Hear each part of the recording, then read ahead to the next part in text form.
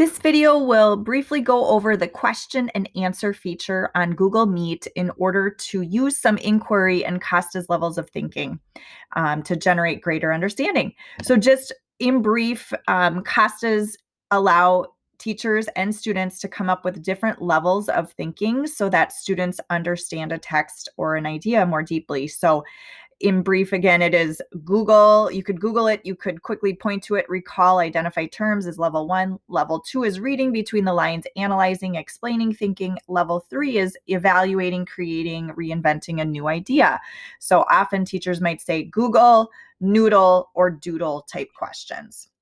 So in Google Meet, the question and answer feature, if you were to click on actually the little activities here and go to Q&A, you can turn on Q&A, which allow both students and teachers to come up with questions. You'll have the same exact screen. So if I were a teacher, I could create a question.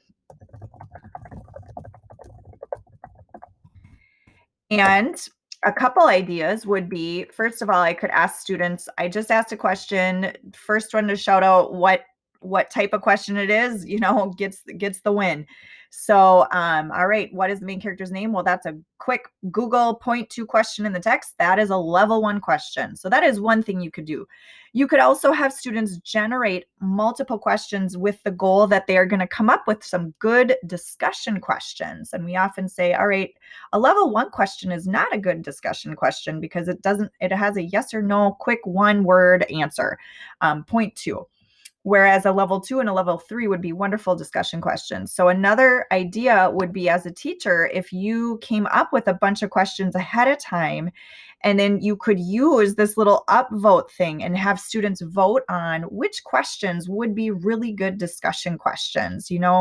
What was the main character's name? No, definitely don't want to vote for that one. What about, why did the author choose to describe the main character the way he did? Yeah, that's a level 2 question. I think, yep, we're going to vote for that one. That would be a great discussion question.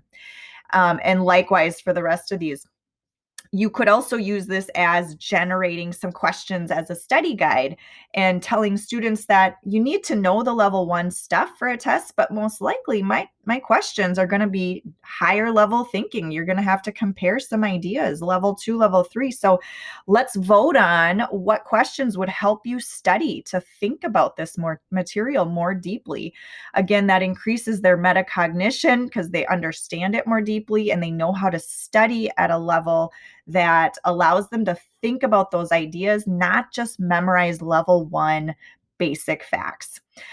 So once again, this Q&A is a great space for you to do some of those metacognitive organized activities in Google Meet. It's that Q&A feature right here underneath that shape icon within Google Meet.